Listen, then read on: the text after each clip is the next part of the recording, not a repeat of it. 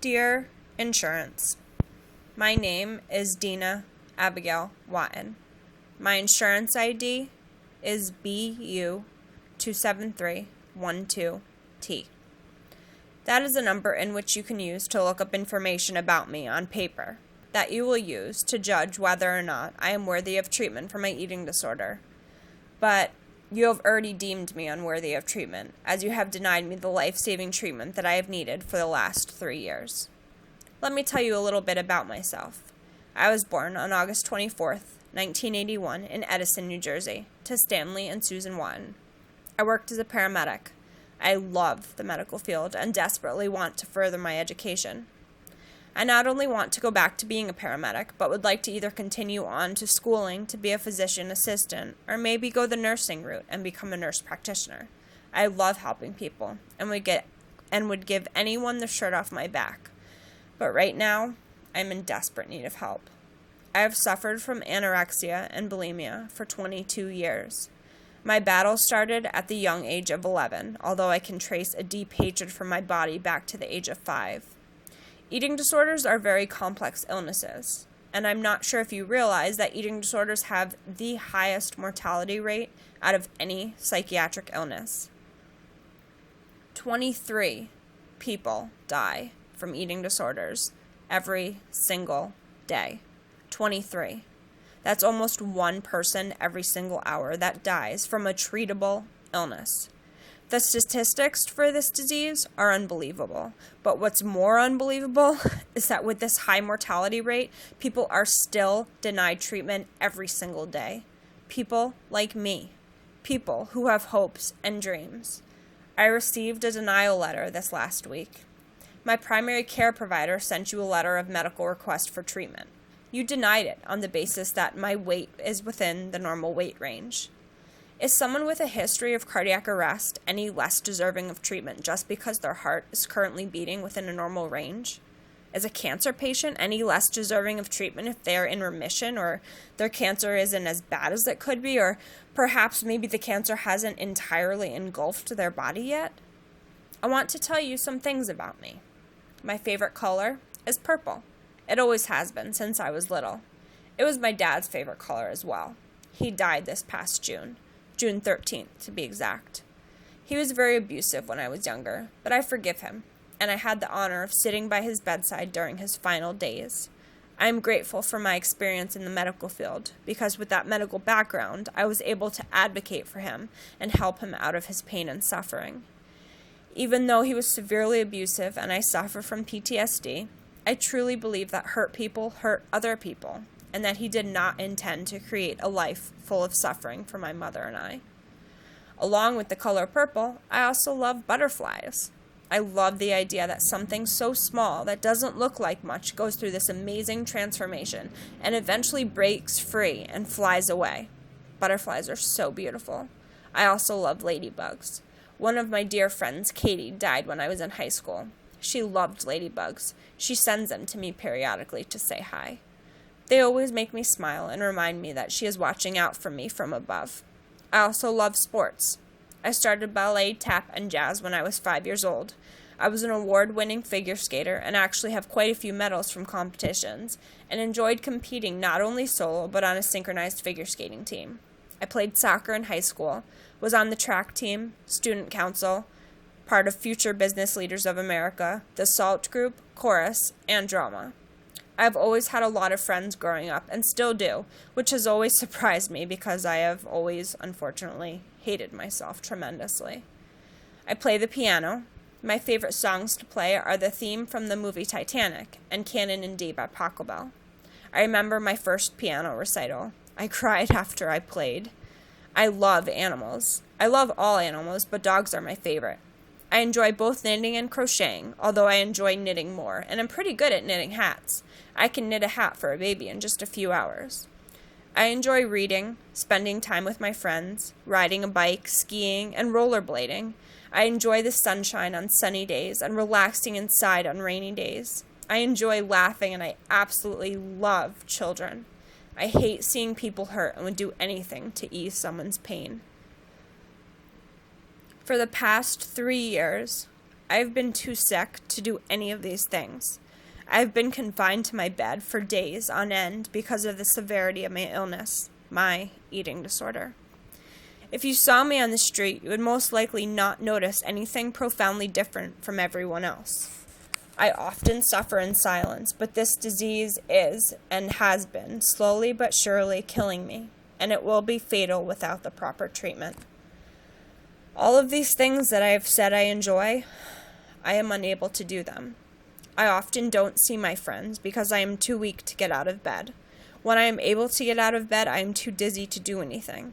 There are days that I am unable to even shower because I am too weak. I am in constant pain.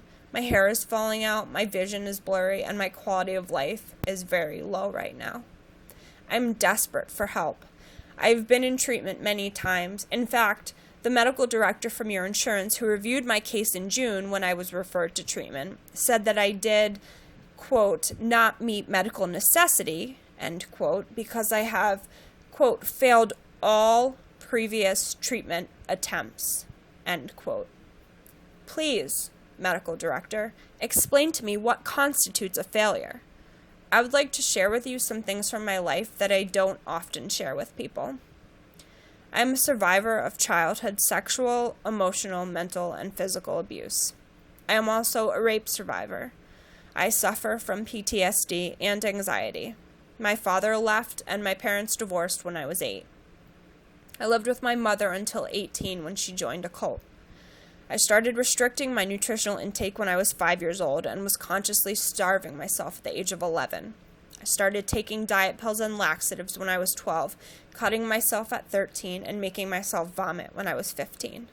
My first hospitalization was at 15 for my eating disorder, self-harm, and suicidal ideation. At the precious age of 15, I wanted to end my life because my life was so painful. My hospitalization was a week long, the average length of stay for someone with an eating disorder who was of average body weight. I can tell you that a week in a hospital didn't even put a dent in my behaviors. In fact, they were even worse on discharge. Since then, I have been hospitalized over 50 times. I have had no stable living environment since my mom left when I was 18. As medical professionals, I am sure that you understand the complexities that someone is dealing with when dealing with an eating disorder. Not only is someone dealing with the psychological consequences of this disease, but the physical and medical effects as well. 1 in 10 is the amount of people with eating disorders who actually receive adequate care for their illness. The problem with statistics, though, is that any way you cut it, eating disorders are absolutely deadly and are killing people every single day. Every hour, in fact. 23 is the number of people who will die from a direct result of their eating disorder just today. In fact, statistically speaking, we've already lost 2 more precious lives in the time that I have been writing this letter. Recovery from an eating disorder is hard enough with stable housing. Imagine trying to recover from anorexia when you're homeless and don't have enough money for food. I was homeless when your insurance company decided to deny me treatment this past May. Homeless. My therapist had worked so hard to get me into treatment, and after taking a Medicaid cab to a hospital 4 hours away, which didn't even provide the level of care that I needed, your company refused treatment and sent me home, except I didn't have a home, so I went back to a shelter. I had to steal food in order to try to recover from my anorexia. Over the past couple months, I have been in the hospital every couple days. On average, about every 4 to 5 days for medical problems that are a direct result of my eating disorder. You are currently denying treatment as you state that my weight is within normal range. My weight is within normal range. However, these are the things that are not. My heart rate, my level of hydration, my red blood cell count, my white blood cell count, my vitamin deficiency levels, my blood pressure, my severe orthostatic hypotension. These are just a few things that I can think of that might be shown on paper at any given time, but also might come up as normal because, as you know, since you are medical professionals, the body learns to compensate and adapt. I have been struggling for 22 years. Despite a blood pressure of 60/40 and a pulse of 150, I can still be standing. This does not mean that I won't drop dead from my eating disorder at any moment. My primary care provider has sent you a letter outlining all of the medical problems that I am dealing with in her request for treatment letter. I believe that there are about 2 paragraphs of medical complications I have had, but you are still denying me treatment based solely on my weight. Did I mention that I hope to survive this so that I can recover and help other people through working in the medical field? Oh, I think I told you that. As of right now, I am barely making it through every day. I have reached out to everyone and anyone who I have thought would listen. I have begged for help. I have called your insurance company more times than I can even count. You have spent and continue to spend thousands of dollars on ER visits, ambulances, medical stays, etc. All related to my eating disorder. Every single one of these symptoms would dissipate with the appropriate treatment, but unfortunately, I am being denied over and over and over. Just last week, you paid $6,000 for an ER visit.